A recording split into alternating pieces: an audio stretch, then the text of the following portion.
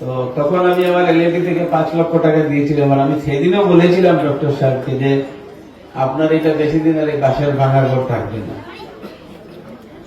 খুব বেশি না, 4 বছরের মধ্যেই আপনার এটার পরিবর্তন হয়েছে। আর এটাই আপনাদের বড় সাকসেস যে লাস্ট 4 বছরে আপনাদের ম্যাসিভ চেঞ্জ হয়েছে, ইনফ্রাস্ট্রাকচারের অনেক চেঞ্জ হয়েছে। তার কারণ হচ্ছে আপনারা এই অর্গানাইজেশনকে কিভাবে এগিয়ে নিয়ে যায়, সিনসিয়ারলি আপনাদের এফোর্ট, যেটা সিনসিয়ার এফোর্ট, কমিউনিটির পুরো কমিউনিটির এফোর্টের জন্য আজকে এটা একটা সুন্দর রূপ নিয়েছে। আমি আমার রাজকুমার সাহেব বলেছেন যে সোনাইর উন্নয়নের কথা। আমি দুর্ভাগ্য আমার যে ডিলিমিটেশনে আমার এই অঞ্চলটা সোনাই থেকে সরে গেছে। এই অঞ্চলের সঙ্গে আমার প্রত্যেকের সঙ্গে একটা আন্তরিক সম্পর্ক ছিল, ভালো সম্পর্ক ছিল। রাস্তাও কমপ্লিট হয়েছে, আপনাদের ব্রিজও কমপ্লিট হয়েছে, প্রোটেকশনের কাজও হয়েছে, পিএইচইও ফার্স্ট পার্টে হয়েছে। তো যাই হোক, এখন তো আমার সমষ্টিতে নেই, তবুও আমি ওভারঅল সোনাইয়ের একটা বিল দেওয়ার জন্য বলেছেন। আমি সোনাইতে যতটা কাজ করেছি তার সব কৃতিত্ব আসামের মাননীয় মুখ্যমন্ত্রী হিমন্ত বিশ্ব শর্মা সাহেব। কারণ আমি সোনাইয়ের উন্নয়নের জন্য যখনই ওনার কাছে গিয়েছি তিনি হাত খুলে দিয়েছেন, চাहे সেন্ট্রাল স্কিমে হোক, স্টেট গভর্নমেন্টের হোক।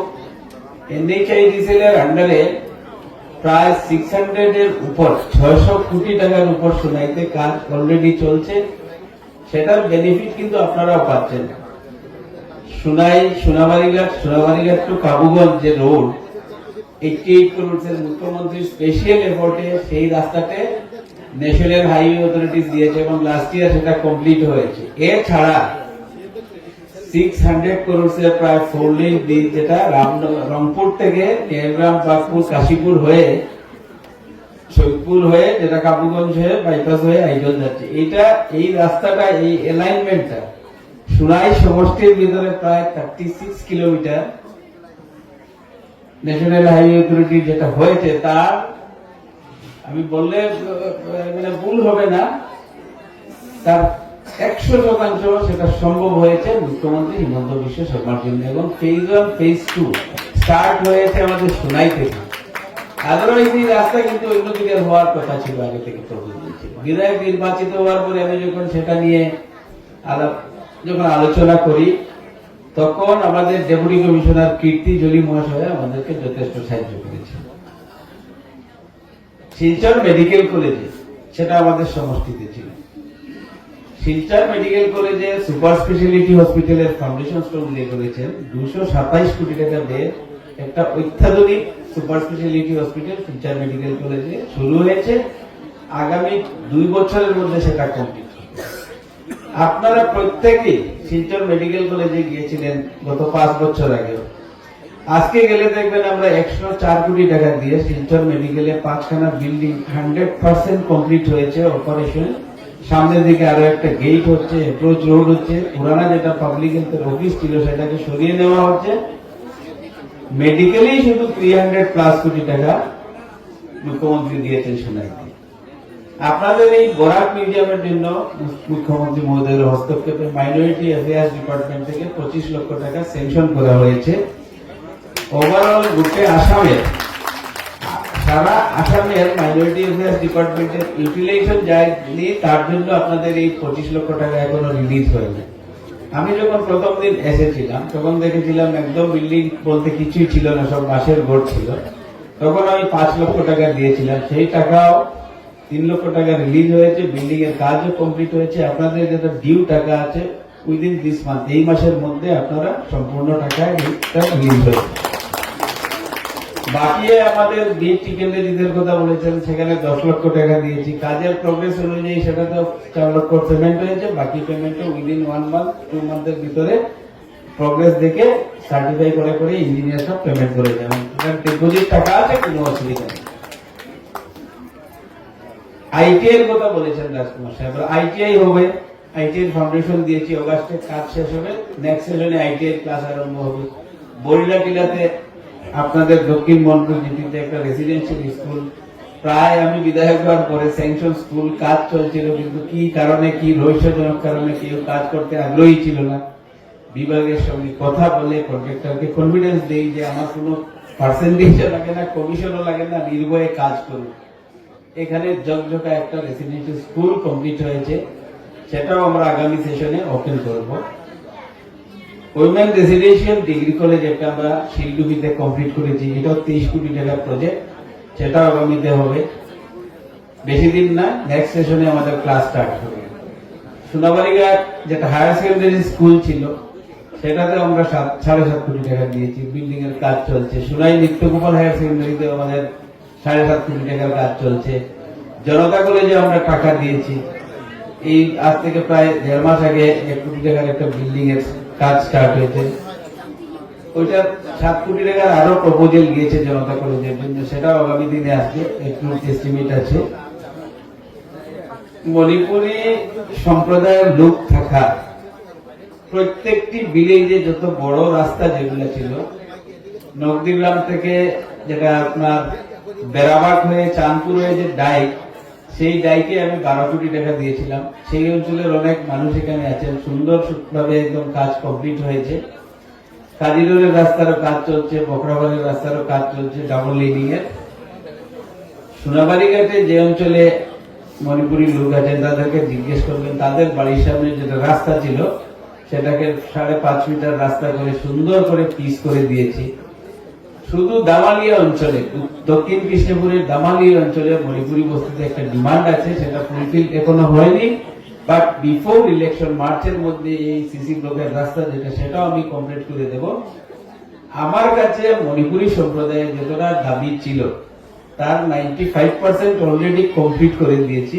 যে বাকি 5% আছে সেটাও আমি করে দেবো। আর বরাক মিউজিয়াম আমার সমষ্টিতে থাকুক না থাকুক, যখন যেটা প্রয়োজন হবে ব্যক্তিগতভাবে হোক আর ফান্ড থেকে হোক, গভর্নমেন্ট ফান্ড থেকে আমি সাহায্য করব। এই অনুষ্ঠানের জন্য আমি একটা কিছু আর্থিক সাহায্য করব ব্যক্তিগতভাবে।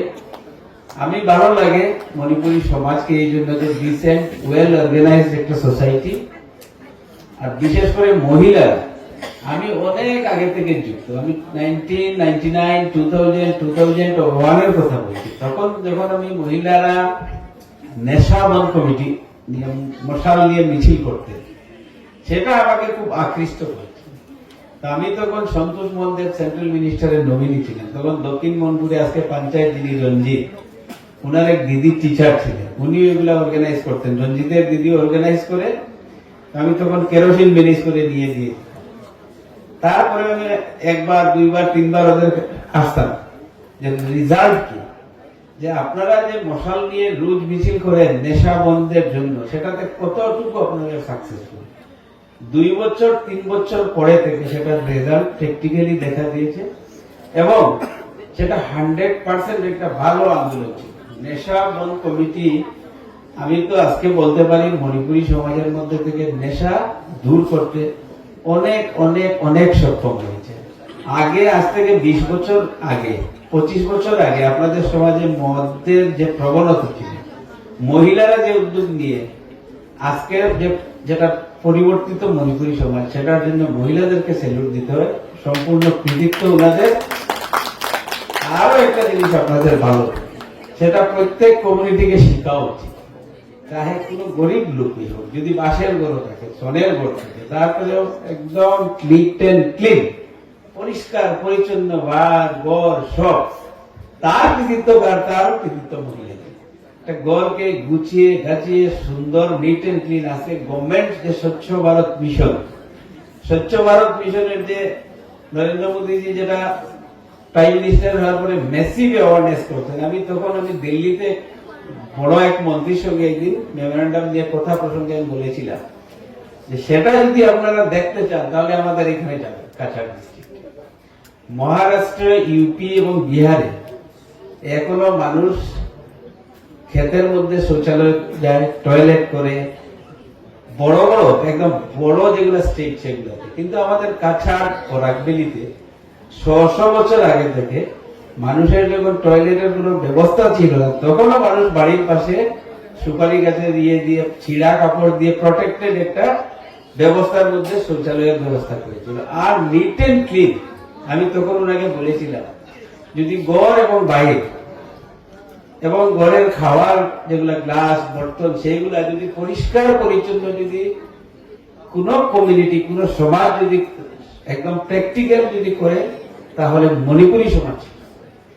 আমি কোথাও কোন মানুষের এই জিনিসটা আমি ভারতবর্ষের বিভিন্ন গ্রামে গঞ্জে আসামের প্রতিটি গলিতে যাই, কিন্তু আশ্চর্য মণিপুরী সমাজ যেভাবে বাড়ি ঘর এবং নিজের কিচেন হোক বা নিজের ঘর ডিসেন্ট ওয়েতে গুছিয়ে গাছিয়ে রাখেন, সেটা কিন্তু একটা শিকার কথা। এটা একটা অনেক অনেক অনেক বড় জিনিস।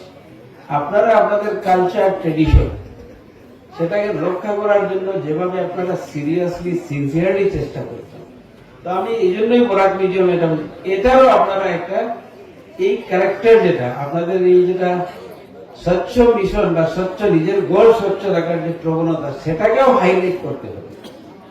এই জন্য করতে হবে, এটাও আপনাদের কালচারের একটা পার্ট, আপনাদের ক্যারেক্টারের একটা পার্ট।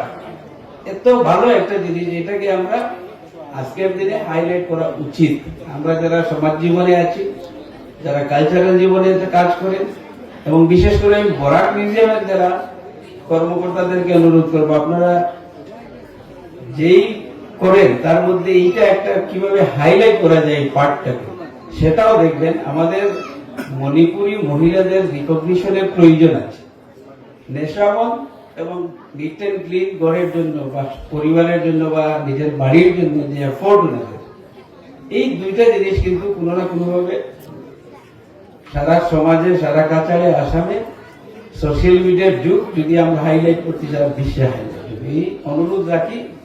আর যখন যেটা প্রয়োজন হবে আমাকে নিজের ভাবে ভাই বন্ধু ছেলে ভেবে আমাকে বলবেন, যতটুকু পারি আন্তরিক একেবারে মন থেকে আন্তরিকতার সাথে আমি সঙ্গে থাকার চেষ্টা করব।